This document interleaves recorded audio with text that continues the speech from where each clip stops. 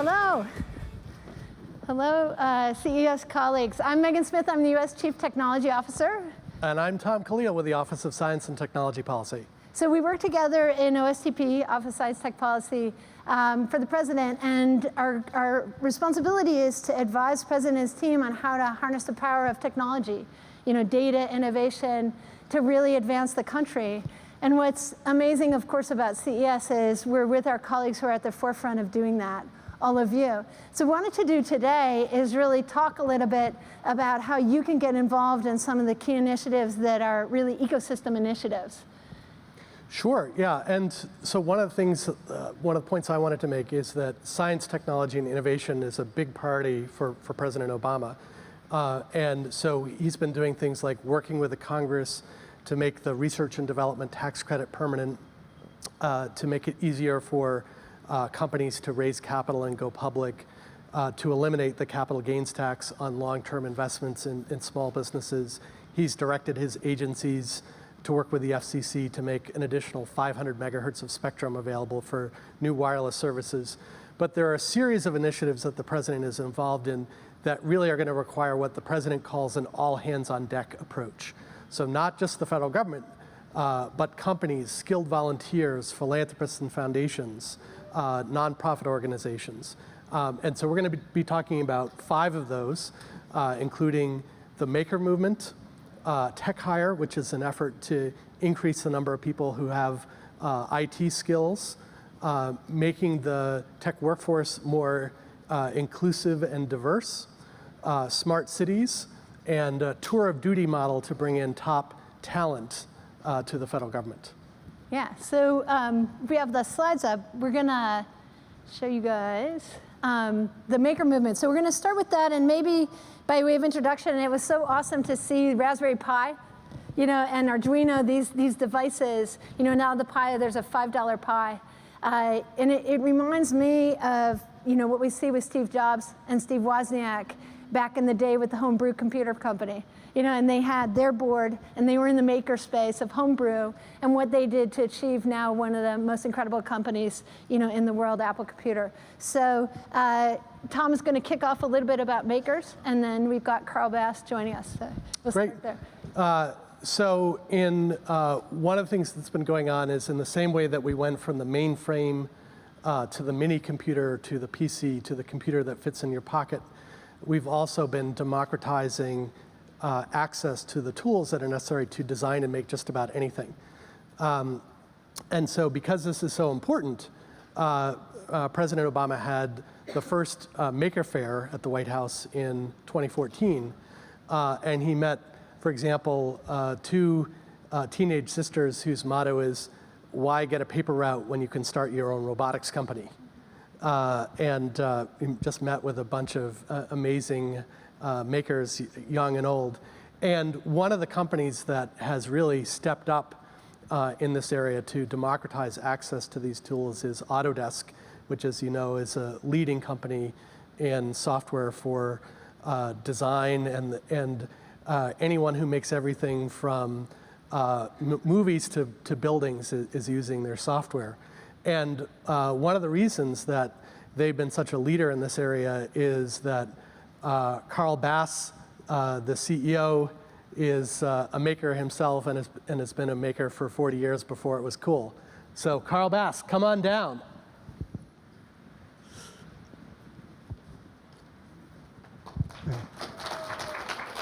Thanks, Tom.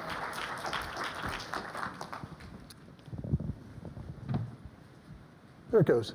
Here, let me just tell you a little bit about Autodesk and what we do and how it involves the maker movement.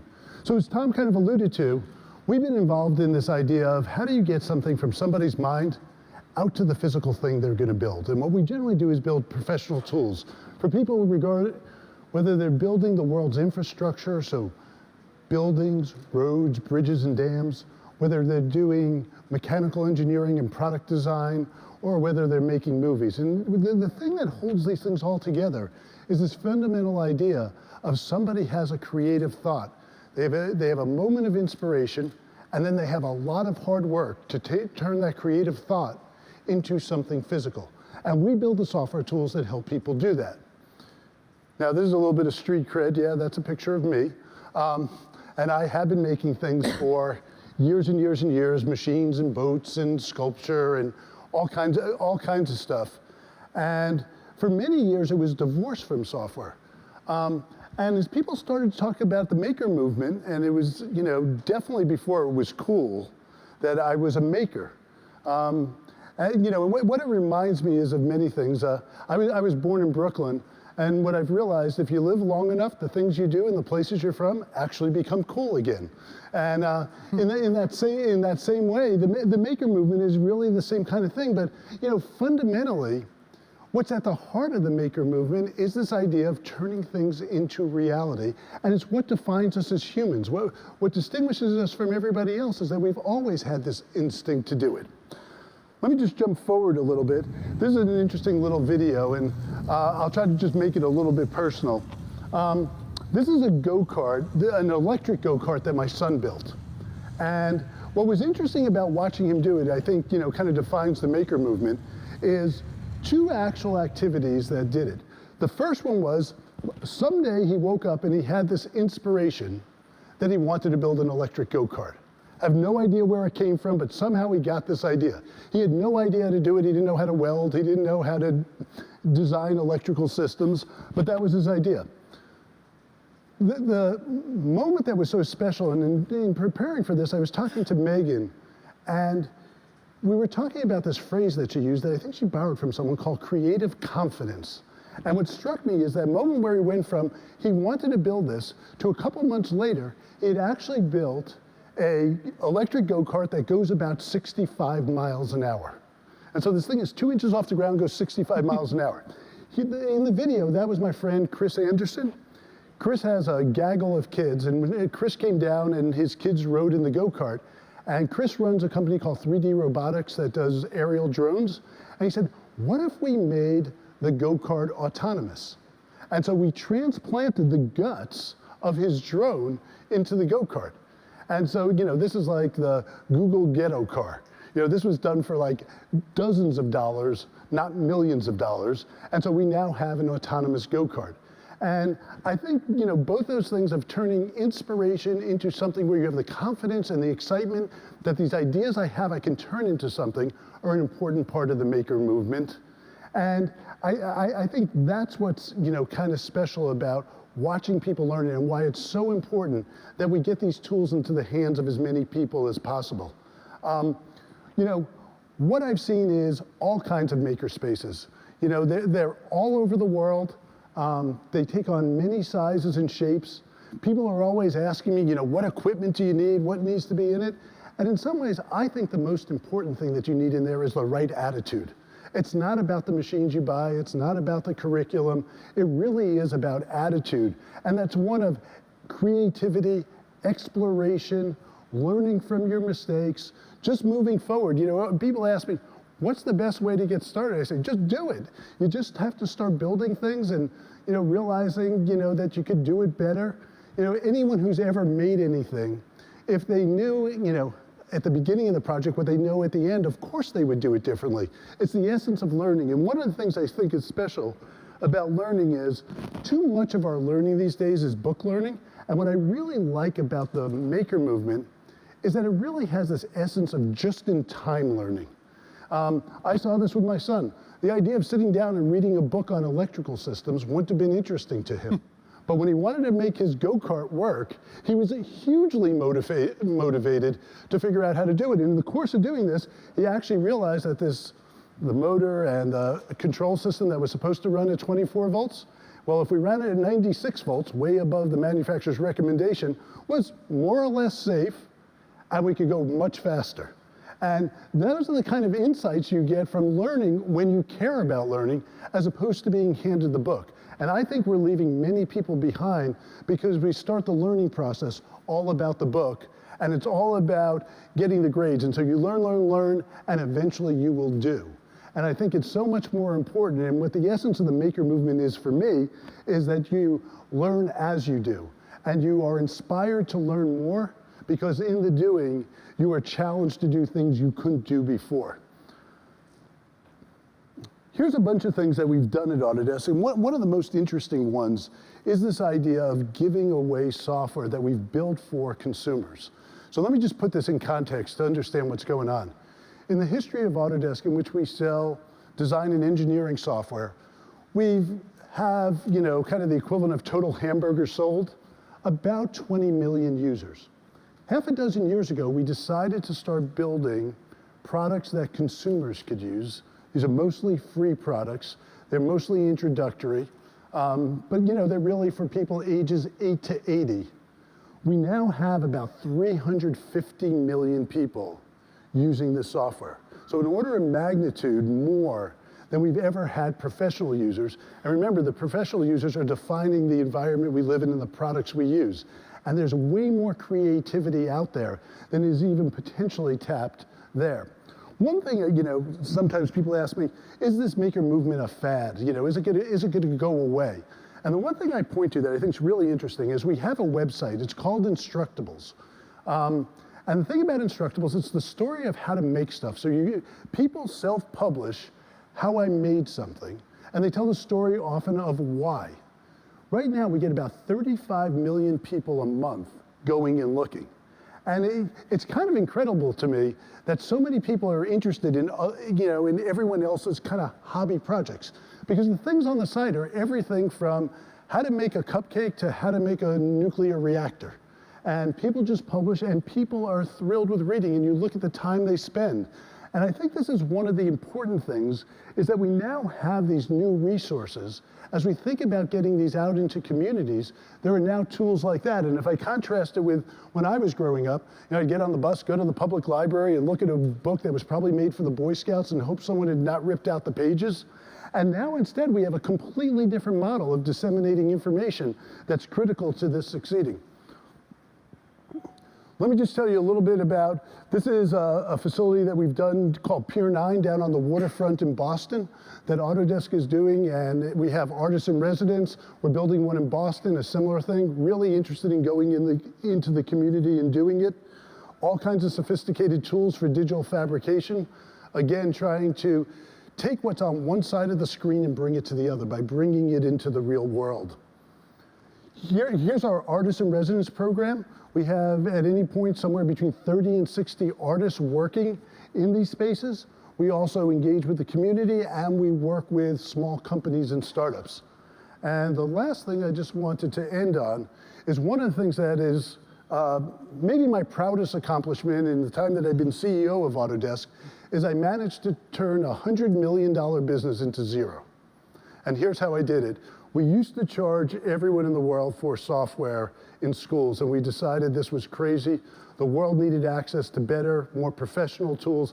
And so starting a couple of years ago, we decided to give our software away free to any student, any teacher, any school, and any startup.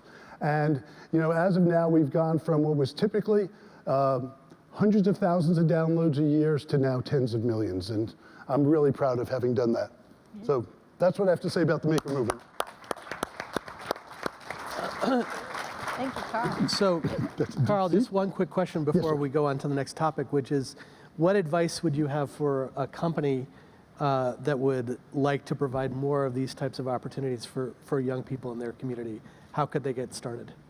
I think there are lots of ways out there. You can see, there are a lot of groups. There's the Fab Lab Network. There are things like tech shops. There are dozens of examples out there of all kinds of communities, governments that are starting maker spaces.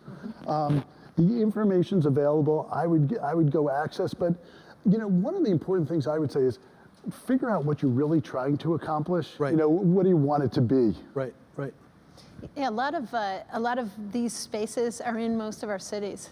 And one of the challenges we can see is it's almost like they're invisible. Some communities know about them, some communities don't, and how we're bridging that.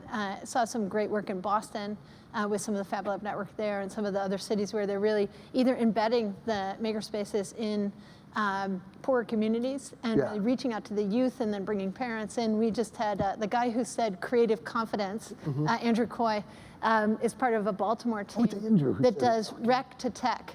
So it's a rec center that was closed that they opened, and they created a nano for little kids, room and a mega for the bigger kids room. And once they have the high schoolers in, they get the high school kids, actually, once they're up to speed, they start teaching everyone and really start that's running awesome. the place. Yeah. And you can use some of the workforce dollars to then pay them and start creating summer jobs. So we saw a really great ecosystem start to emerge in Baltimore with Andrew's work and other work, some of the elementary schools even. And he doing just some of this joined work. And he OSTP. just joined our team. So. The school, I mean, when it happens in the schools and libraries, it's great because I think it just gets distributed much further. Yep. You know, the one-offs are, are a little bit elite. They're not as, widely accessible. But when we get into the schools, and I love the progressive librarians who have recognized that libraries have traditionally been the center of learning and activity, but that it wasn't synonymous with books.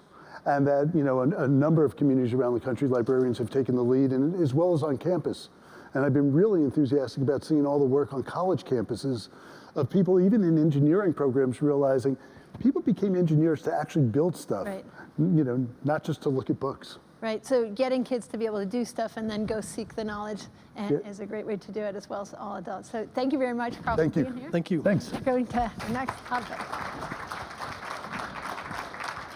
Okay, next up, if we have a slide here coming up.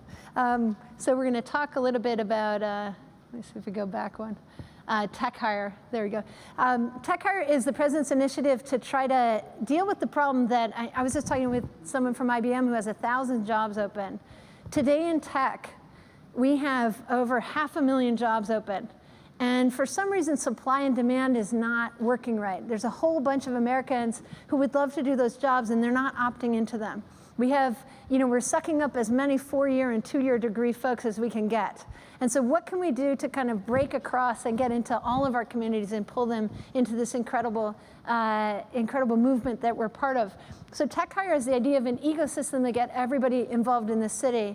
The employers are, of course, continuing to hire as many of that 4-year and 2-year degree as they can, but also now opening up to how do you hire someone out of a code boot camp?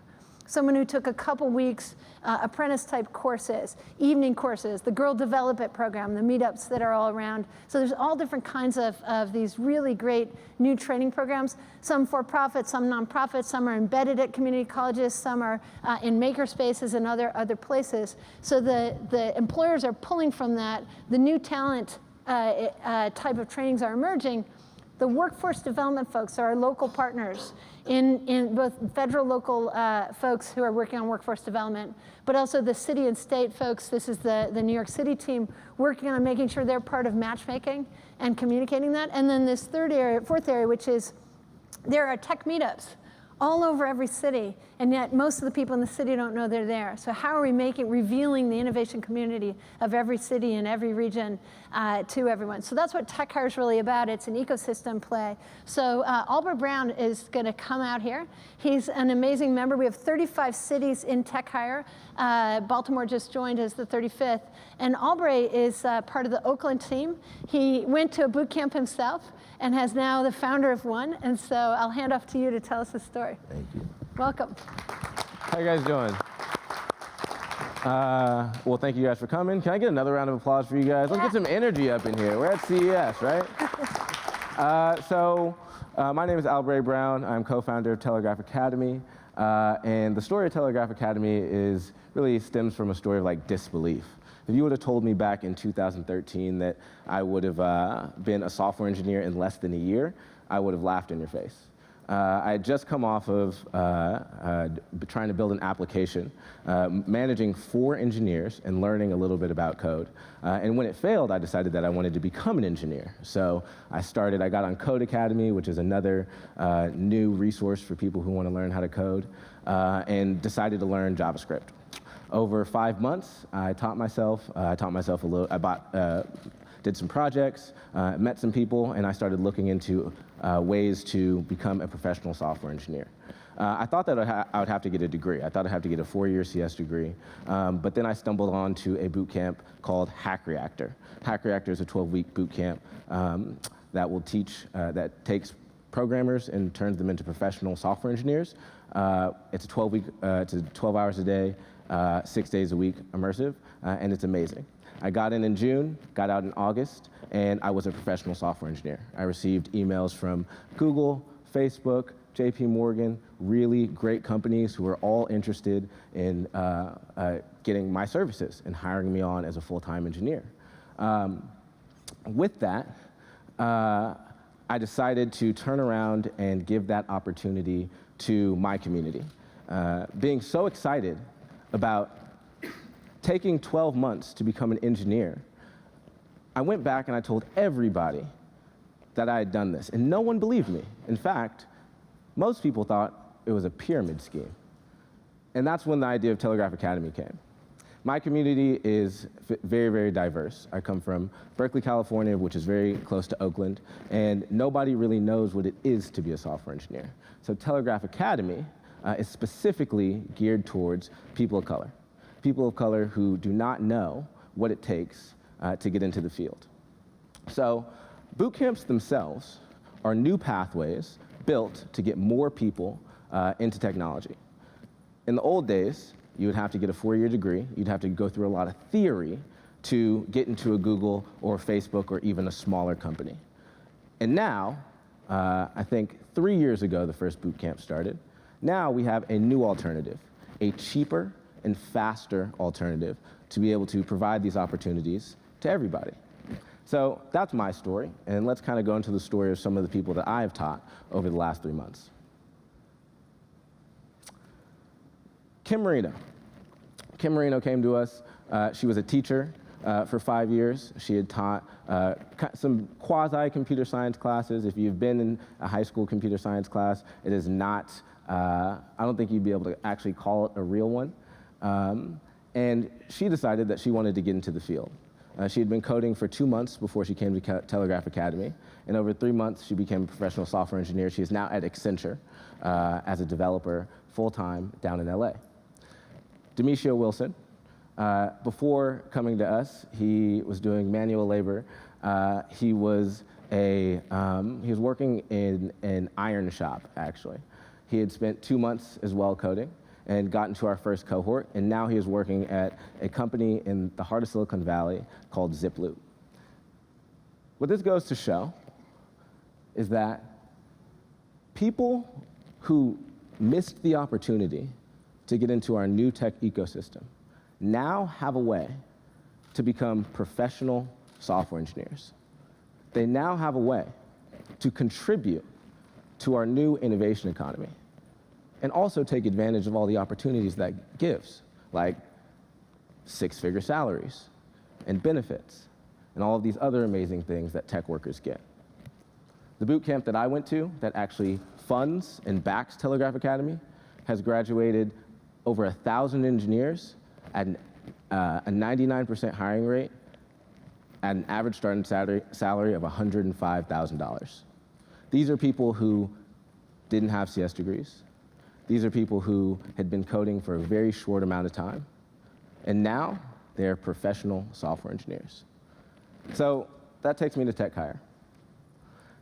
Tech Hire, we are located in Oakland, California. Tech Hire is one of the Tech Hire communities. And Tech Hire's goal is to expand opportunities in the innovation economy to as many people as possible. By 2020, we're going to have 1 million open jobs. At this rate, we're going to have 1 million open jobs in our innovation economy.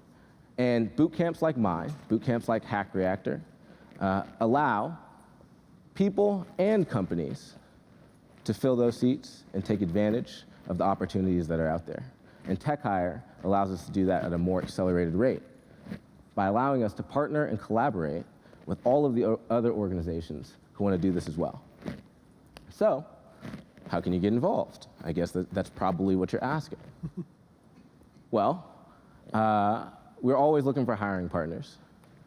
Boot campers do not have CS degrees, but they do have all of the skills that they need to contribute to your company. And they have the grit, the grind, and the passion to make it happen.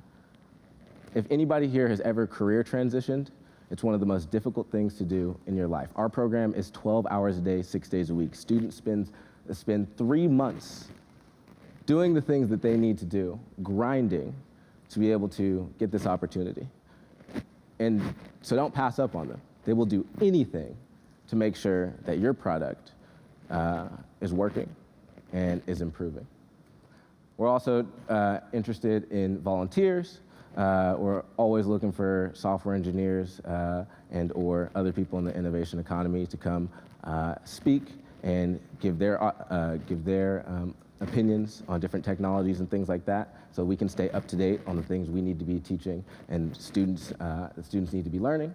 And tuition relief partnerships. We are a for-profit institution, and students do need help getting into our course. We offer an amazing tuition deferral program, but sometimes it isn't enough. Sometimes students who want to come in and take advantage of this need a little bit of help. So with that, thank you for listening, and welcome to CS.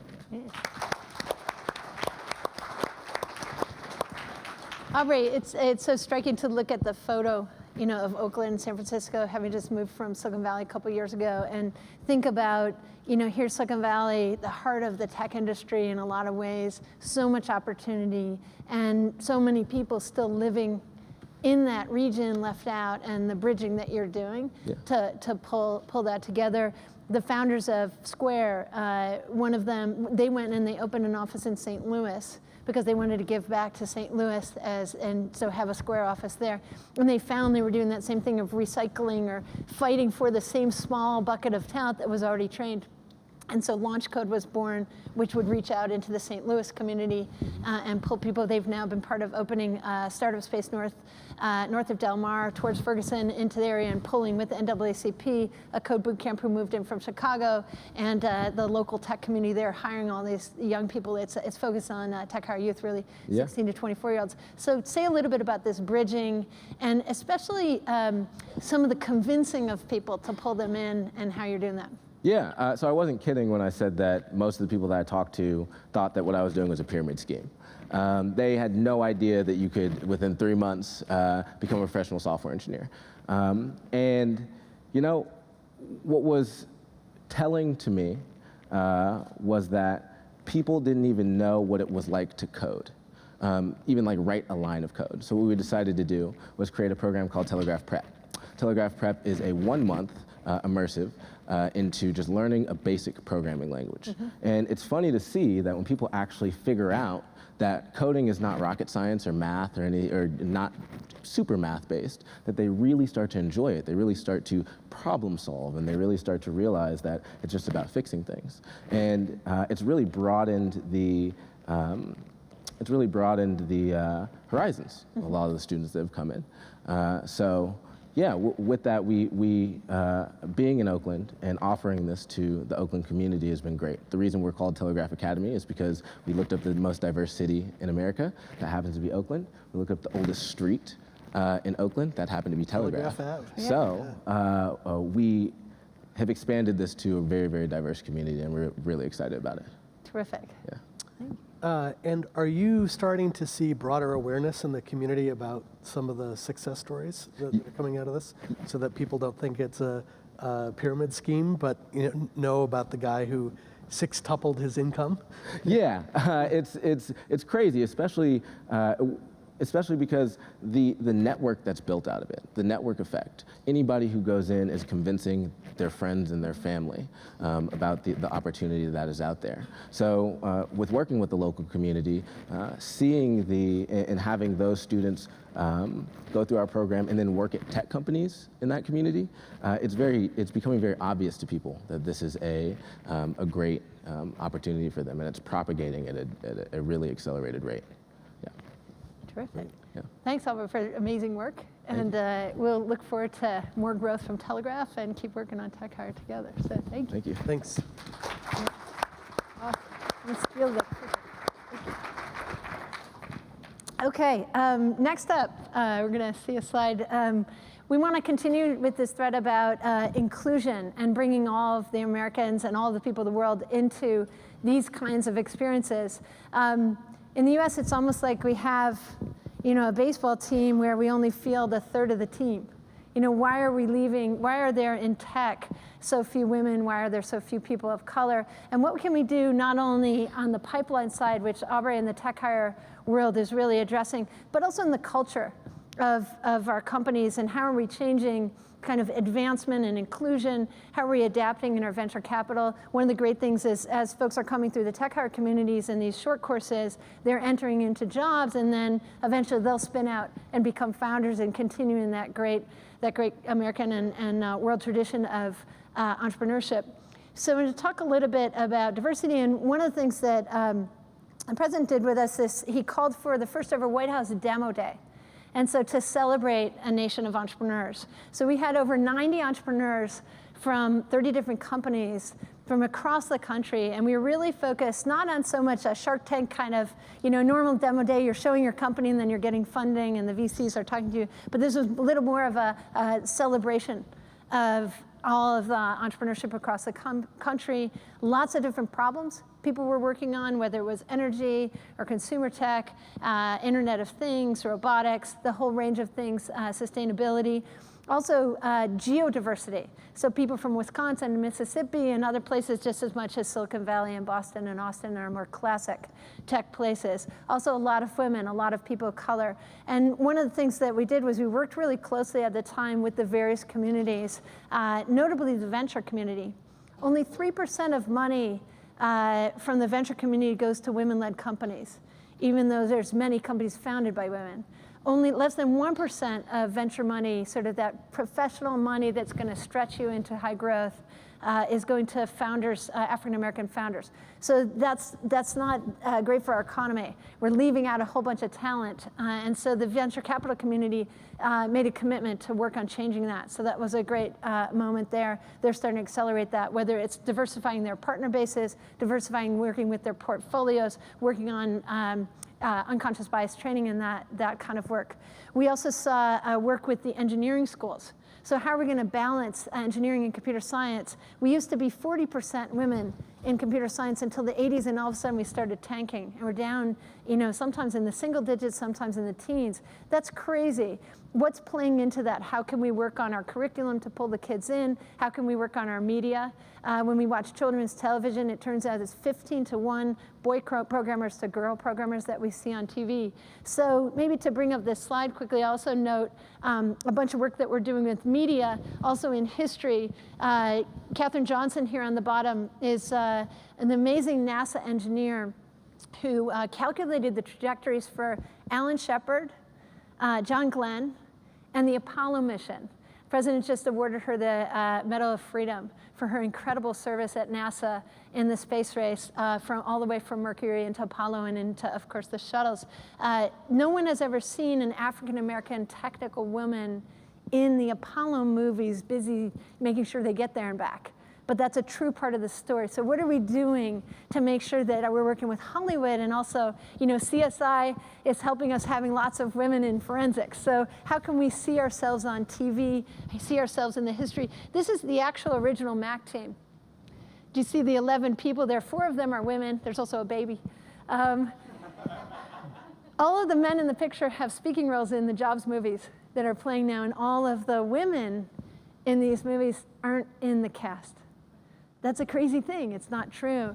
Of course, the ENIAC programmers, the first digital programmers in our country. Grace Hopper, who's an Edison-level American that nobody had ever heard of, who invented programming languages. Ada Lovelace, with the first coder. So what are we doing in heritage and in our companies and in our culture? And so we wanted to welcome Tracy Chow from Pinterest, who's been an incredible leader in pushing the tech community around numbers, around counting, around diversity, around what we can do together to get going. So welcome, Tracy.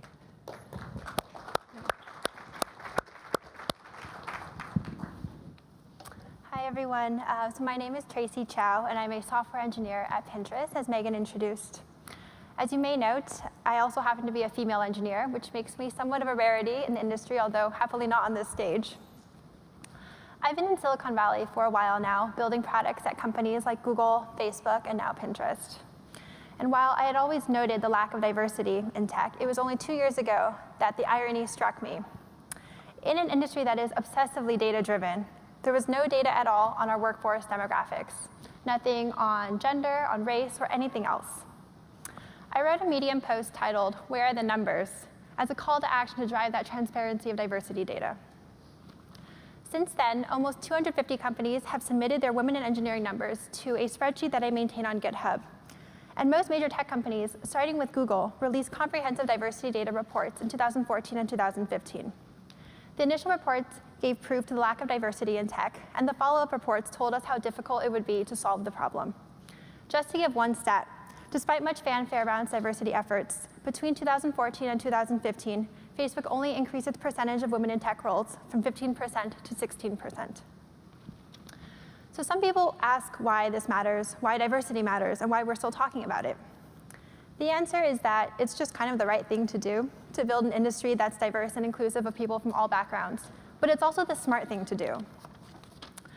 In the context of innovation work, research shows that diverse teams are more creative, more diligent, more thoughtful, and drive better financial returns. The McKinsey report Diversity Matters from February 2015 showed that gender-diverse companies are 15% more likely to outperform industry peers, and ethnically diverse companies 35% more likely. And beyond correlational data, controlled experiments have shown that diverse teams are actually caused to be stronger. Specifically for the tech industry, we're building products and services for everyone. We can only do better by having the people who are building these products and services be demographically representative of the people who are using them. Here's an example of what happens when you don't have diversity. Apple launched HealthKit in iOS 8, supposedly a portal for all things health and fitness related, without period tracking. Maybe if they'd had a woman on the team, they wouldn't have forgotten about women's health. And that's just one example. There's all these examples across all of industry from this lack of diversity. There's another angle from which diversity is a strategic advantage, and that's hiring. So Aubrey was just on stage talking about tech hire, and Megan has talked before about this idea of unlocking talent.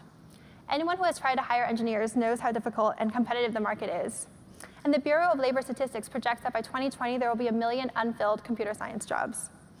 The tech industry is severely underutilizing the talent that exists in our economy, with the systemic exclusion of women and minorities. So in short, it's pretty straightforward to say that diversity and inclusion is important, and it's a problem that we should care about. What's not as straightforward is what the solutions should look like. It would be nice if each company could just run their way down a checklist. Unconscious bias training, check. Rooney Rule, check. Pay equity audit, check. But it's not actually that simple. Every company has its own culture, its own values and processes, and it has its own set of issues to address.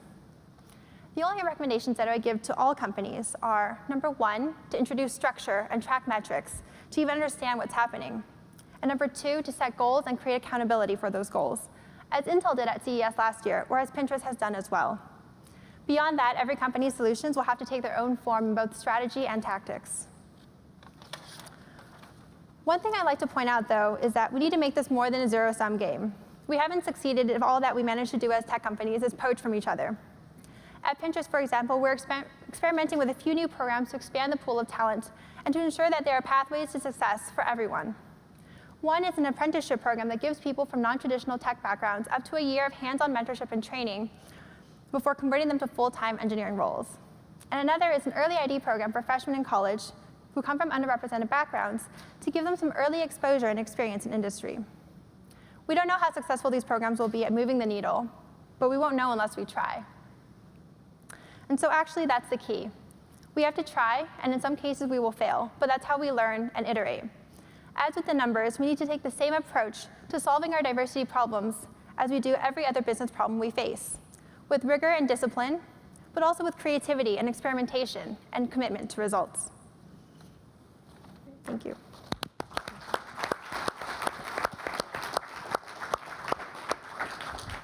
Thanks, Tracy. And thanks for your leadership here. And this is a hard problem.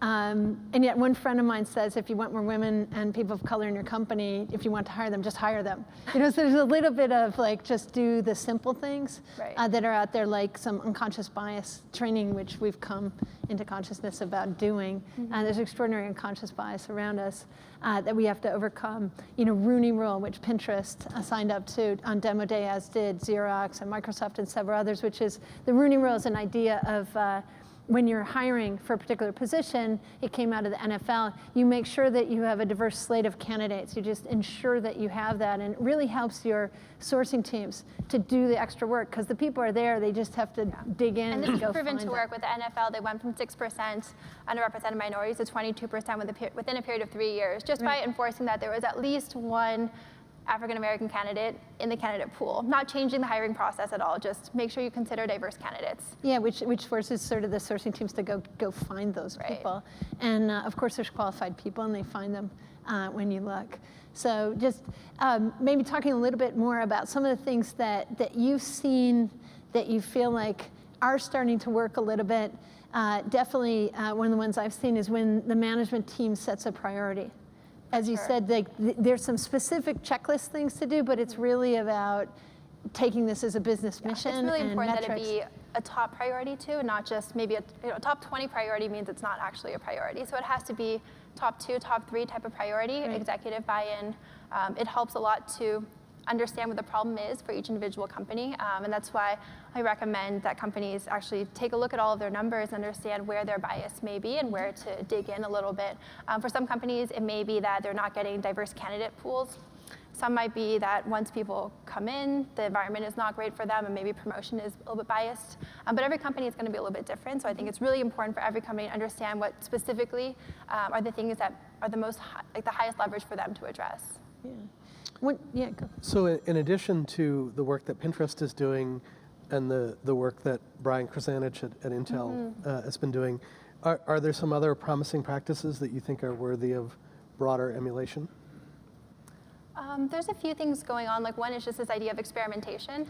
So companies are trying out different tactics and seeing if they'll work or not. We don't know which ones are going to succeed. Right. But some of them will be talking more to the coding boot camps, as Albright was talking about, Right. trying to build pathways to success for those people. They don't have nearly as much training as people coming out of the 4-year university programs, but they have a lot of commitment and grit, and they're excited to work in this field. So building the on-ramp programs for them is really important. There are a lot of things around just building more inclusive culture. It's going to be different for every company. Every culture is different. But it's important to build resources for these people, and to have diversity built into not just these employee resource groups, but throughout the whole company. So it will be in the recruiting team, they're thinking about it, and the HR teams are thinking about it. When they're looking at promotion, like all this stuff is baked in, as opposed to just kind of an extracurricular for some people in the company. One of the things I once saw that Lou Gerstner did in the turnaround of IBM was he knew that at the time he wouldn't be able to have a deeply diverse management team given the people in the positions there, but that he could ask each of them to adopt the employee resource groups, but not just adopt them like they're championing, but actually really know about what was happening with the African American community at IBM, the women's community, the veteran community, the Hispanic communities, the LGBT communities. And I remember talking to IBMers at the time. He gave some money to them, and they would have a joint meeting from around the world. And he asked them, help me understand how I could have more employees, more customers, and more suppliers from your group, and how could I help you thrive and rise and really do what you want to do at IBM and have this be the place that is your place. And it was extraordinary what was revealed from just asking the questions and using those incredibly talented employees who were already right there, right in front of them. And then what he did was he bridged his management team very closely with them and made sure that on the management team meeting every week, he had this topic, and he asked them to report out about it. And often I noticed when I was in Silicon Valley that the diversity meeting always changes on calendar, but the meeting on the product shipping doesn't. And so it's just hard to have the priority unless you have the priority. Yeah, I think it's important that companies start to recognize that diversity is not just a feel-good, nice-to-have thing, but it's actually a strategic advantage for them. It helps them to build better products. They have stronger teams. They have better output. They can tap into so many other candidate pools that they weren't able to before. And once companies recognize that it's a smart business thing for them to do, just like shipping product on time is important, they'll realize that diversity being prioritized is good for them. Right. Yeah, great, and that's what we've been seeing some with Intel and some others, so, and Pinterest itself. So thank you for being here and for your leadership. Thank you. Thank you. That's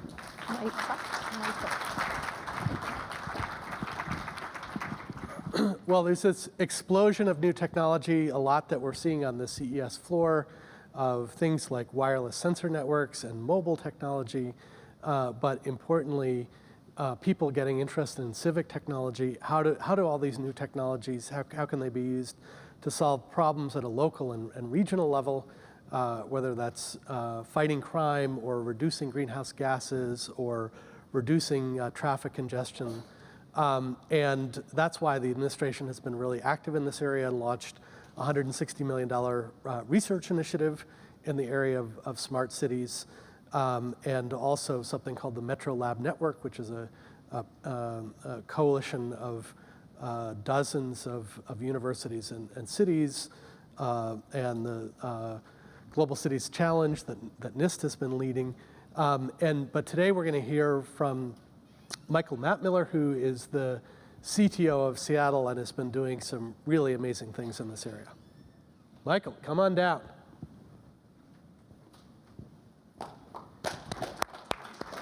Thank you, Tom. Thank you. All right, well, good afternoon. Let's see. So when Mayor Ed Murray in Seattle took office about 18 months ago, 2 years ago, he committed to make Seattle a safe, affordable, and innovative city.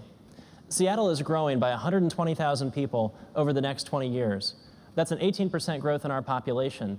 And yet, at the same time, the number of city government employees per capita is going to remain flat or decrease.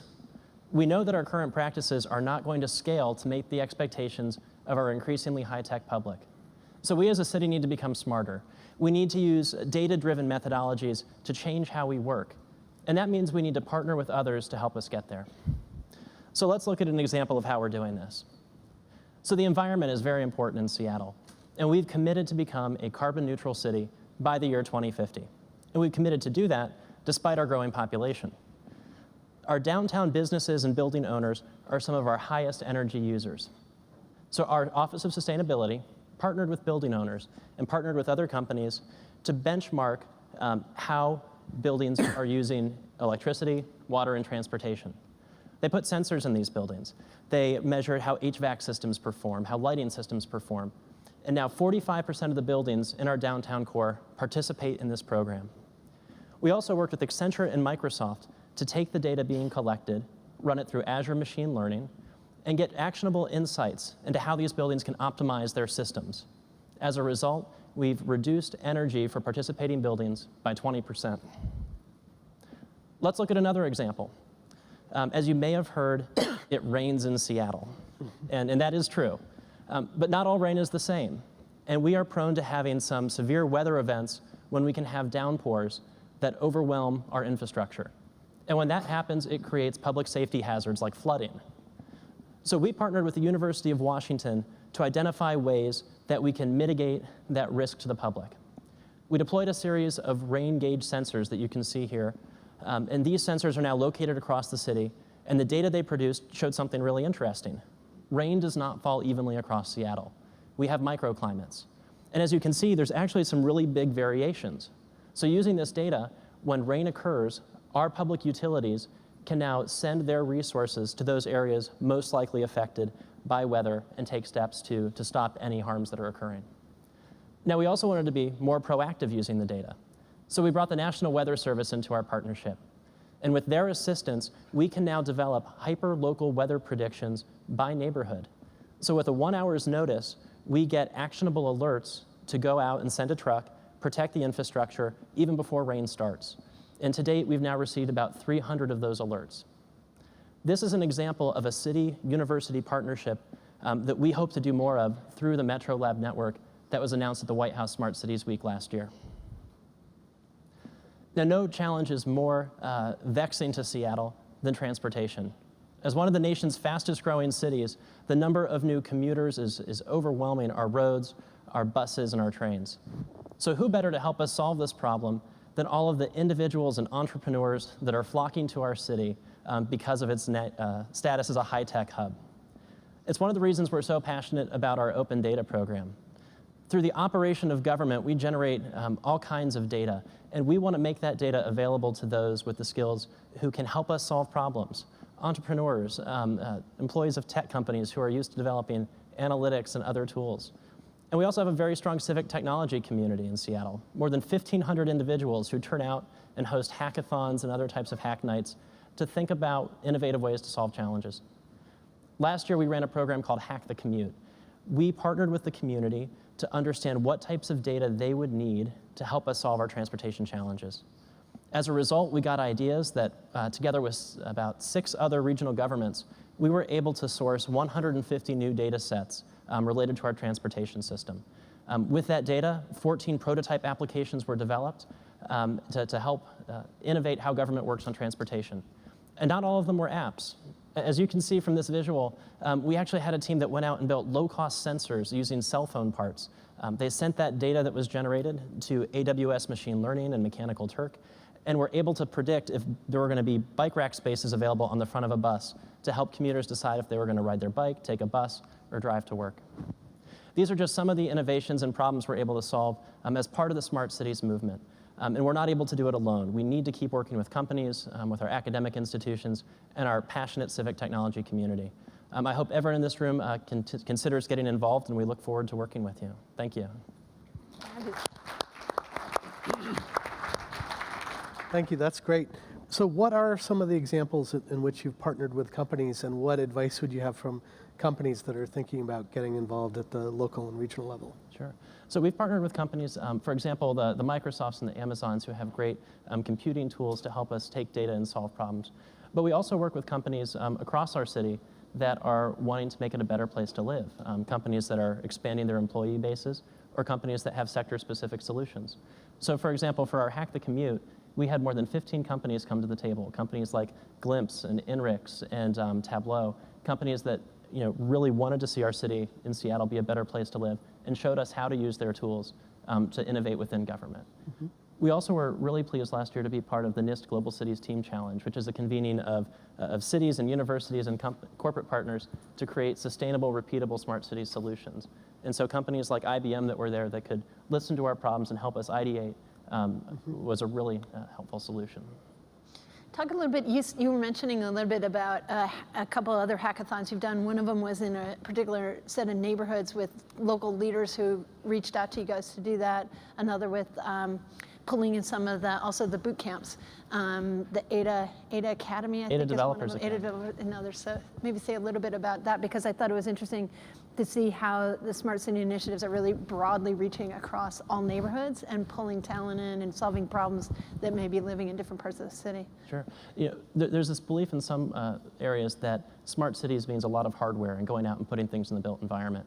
And in Seattle, we're such a fortunate city to have data analysts and data scientists and people who think a lot about data, that we want to make sure we pull everyone in and teach them the skills they need to be part of our new high-tech society. Our civic technology community, it's very interesting, is more diverse than we see in the tech industry in general. And so, for example, there was this great event planned by a local entrepreneur last year, David Harris, called Hack the Central District. The Central District is one of our most diverse neighborhoods in the city, and at one of the most diverse high schools, Garfield High, residents within that community came together to think about how technology could help strengthen minority-owned businesses. And so everyone from students to business owners to passionate civic technologists developed solutions to help those businesses succeed as our city is growing.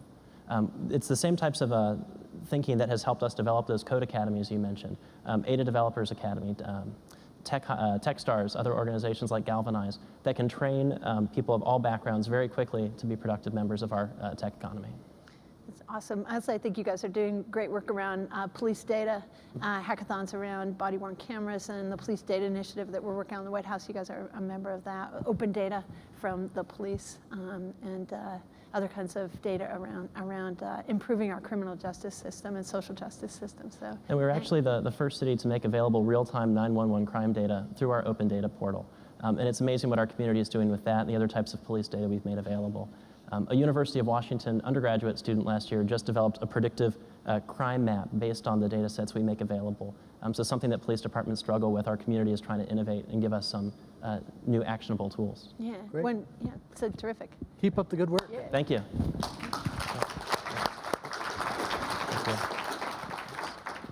Okay, let's see, next up.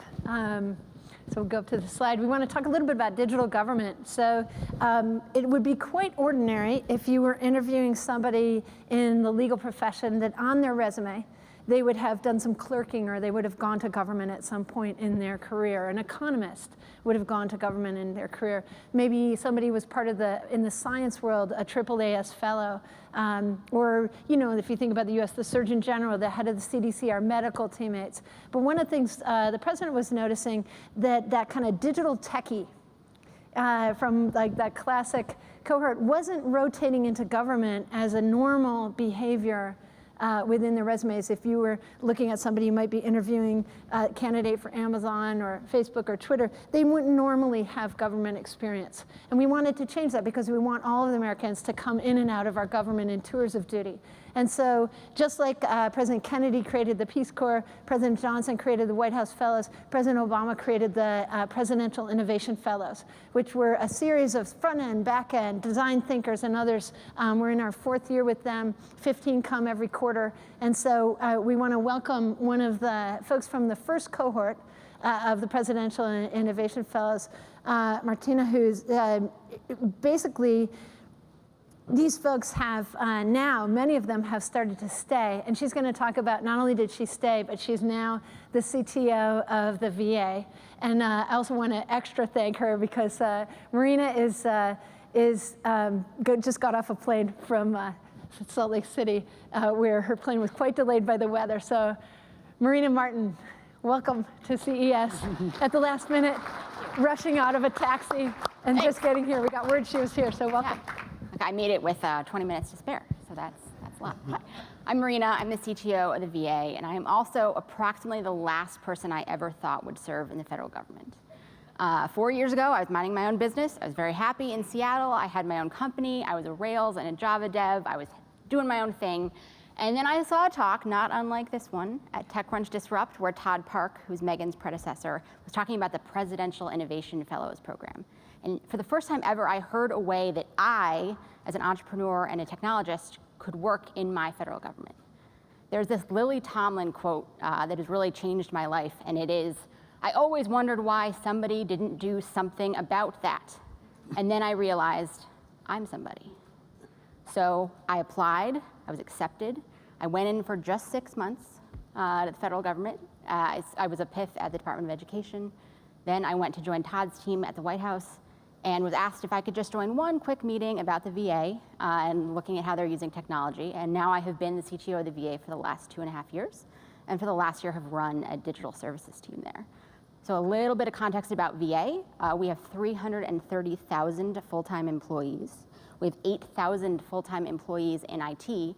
And while we have an incredibly dedicated, passionate, veteran-focused force, we have contract specialists, budget specialists, project management specialists, but we didn't have any digital service specialists.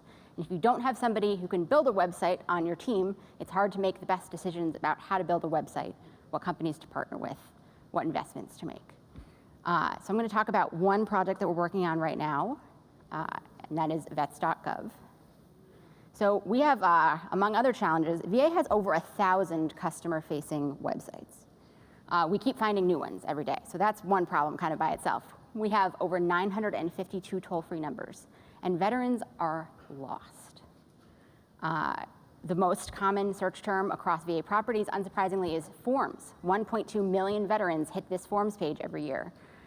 It's organized by OMB control number, which is, I'm sure, how all of you organize all of your personal files. And of those 1.2 million, this page is so confusing that only 1,400 even bother trying. That kills me, because I know how to fix that. So something that we're working on right now over the next year is that the digital service team at VA, in cooperation with some Presidential Innovation Fellows and with 18F, who's an internal consulting arm in the federal government, are building vets.gov, which would be a single one-stop shop for veterans to get all their needs met on the first try. And we're doing it right from day zero. We're building in the open. We're HTTPS only.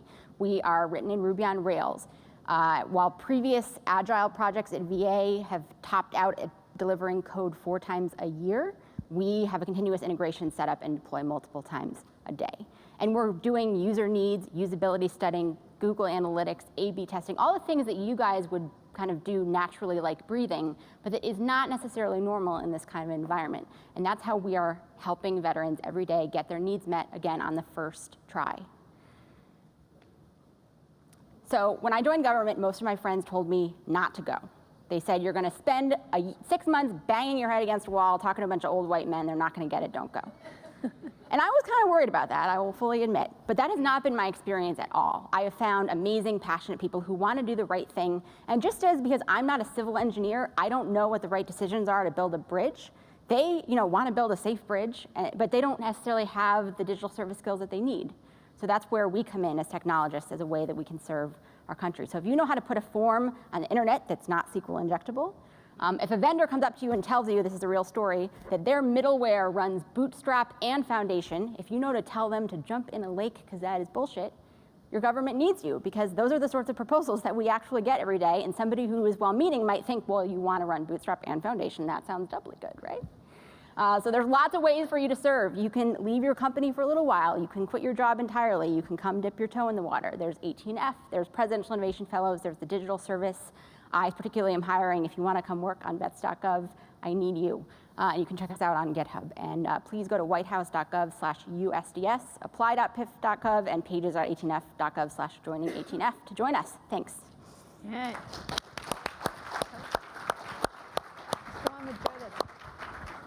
Marina, thank you. And as your class of Presidential Innovation Fellows came in, and it really brought this teammate. And one of the things I've found, I've come to government, a little over a year ago, we have just extraordinary people in the government serving at the federal level, across state and local. But they're just missing this teammate, or that teammate has been kind of buried. They're not in the leadership team, and so their voice is not being heard enough. And so all the vendor work that we want to do is we're not making the right decisions, because of course, as government, almost everything we do will be done by just buying off-the-shelf products or buying products that are custom made from others, but it's in the architecting. Just like if we were making a medical decision, we would ask the Surgeon General or the CDC leadership or others to be part of that. And so you have the unevenness of the strong tech team at NASA, but maybe not as strong digital services team at other things. So just maybe talking a little bit about the PIF team, the Presidential Innovation Fellows, founded 18F. Just the structure. 18F is now in the GSA, the General Services Agency, a couple hundred people from Amazon, Facebook, Twitter, Dropbox, who are there now as a central team located in different places, including San Francisco and Boston, DC. And then the more distributed USDS, the US Digital Service, which you're a part of, which has a small, I think, hub at of course, OMB, and then the spoke teams, the VA team, the IRS team, the team going into the State Department, Department of Education with the new college scorecard, all of those parts. So maybe talk a little bit about how it's going and where you guys are at. Sure. Well, I think it's going fabulously. It's exciting. When I was an Innovation Fellow, there were 18 of us, and we were like it. And that was weird and lonely. And now there's hundreds of us. We actually can't all fit in the same room, which is awesome. We work it's a coalition, a digital service coalition, where we have innovation fellows. I like to describe them as sort of scouts, because I have been one. You could be dropped into an agency, kind of explore a new area for a year. And as Megan said, that fellowship is run out of GSA, which is a federal government agency that exists to serve the other federal government agencies. And there's 18F, which is kind of an internal consultancy arm. So I could actually hire 18F as VA to build digital services. They worked very closely with the Department of Education on building the college scorecard recently, for example. 18F hires remote people. So if you really can't move to DC, that's one option for you. And then there's the digital service teams at the agencies. There's a headquarters one out of OMB, which is this part of the White House. And then increasingly, the plan is to build digital service teams at a number of agencies. VA was the first, but there's growing ones at many agencies. So if you have a particular passion for immigration or education, there's different teams there that you could join to help with that. We all work very, very well together, and it's about being different tools to get the same job done. So sometimes, all three of us could work together, fellows, 18F, and digital service, to get a job done. And we're really trying to show by example, because that's the key in federal government, when you can do something and do something well, that creates the path through which everyone else can follow through. There's so much myth busting to be done. For example, is it illegal to do continuous integration? Are you allowed to use Ruby on Rails? And we can be the ones that have the loud bullhorn that say, yes, this is okay, and look, we're doing it, that allow other people to follow in our footsteps. Terrific. And Marina, what is it that is motivating people to do this? So do it, work for less money, and the weather isn't as good. So what's motivating people to come do this? I think it's the challenge, but for me, I will speak for me. Yeah. It's that I can make a difference every single day. I'm not sitting in meetings, intangibly writing white papers and giving advice, but we are, you can see on GitHub, I am hands-on building things, as is the rest of the team. We also have an amazing team. The president describes it as, probably the best tech startup team that you have in the country right now. So getting to work with those colleagues on, our nation's most important problems and getting the chance to impact veterans, impact immigrants in a real way, how can you say no to that? And what can companies do to make it easier for their employees to consider doing something like this? Well, you can host us. We can have a recruiting session at your company, but also just enabling your employees to take that time to come into government. Same as if they were going to work on DARPA or another very high impact fellowship. Think about it that way, that you are helping your country when you let your employees come, and they're also bringing back with them expertise that they may get on new ways of collaboration, bureaucracy hacking, or even working with the federal government if that's something that your company may want to do. But this is a way to serve your country, whether you come yourself, you convince your friends to come, or you can find a way to let your employees come and then transition back when their tour of duty is over. And we're seeing, one of the things that's been terrific is to see companies really make the space for folks to take these leaves. And it's really a baton passing. The people it's flow between. So people are coming right back into tech, but they're coming for a period of time and doing this service on these incredibly hard problems that need this cross-functional team of social sciences, digital sciences, techies, economists, and others working together to work on rural child poverty, work on veteran issues, and others. I know that I think it's the Microsoft team, the Google team, the Amazon team, and others have all, not only people have alumni, but also people are allowing for rotation and leave and setting up policies to enable that, which has been really terrific. In fact, Tracy was a 2-weeker. I think she was, Pinterest lent her to the government for 2 weeks, which was fabulous. So the other thing I would note for those from other countries is this is the beginning of digital government, the open government partnership. So the president started with open data. We've released 200,000 data sets on data.gov, but this is happening all over the world. We just had the UK government digital service team over for a week collaborating because we can do open source projects with each other. So we're working on identity. A techie just joined as the ICT minister of Kenya. The Estonia team is incredibly digital. South Korea with its connectivity. The New Zealand team, Mexico. And so it's really quite emergent to see the tech folks coming into their governments all over the world. And so just encourage everybody to get involved and consider it tour duty, or if you're leading a company or in a management position, to support your employees to have this service opportunity to make them stronger engineers, and it'll really help all the countries in the world. So thank you, Marina, for your service and for leadership in getting this done and for being here. Thank you to both of you. Yep. Yeah, cool. Okay, so we're going to wrap up. I think we're almost done. We had a quick thing. We were able to put up on whitehouse.gov CES 2016. There's a blog up, I think also /CES. But anyway, there's a blog up that we wrote about each of these with links to the programs. And we just encourage you, thank you for taking this time. Encourage you, the government is just what we make of it. And so we are here in all of the cases except this last one, which was really about talent of fixing our own service delivery. But also, as we look at smart cities, maker movement, these things about challenges about diversity and inclusion of everybody, it is an ecosystem play, and it's going to take all of us, and we're just one member of that ecosystem.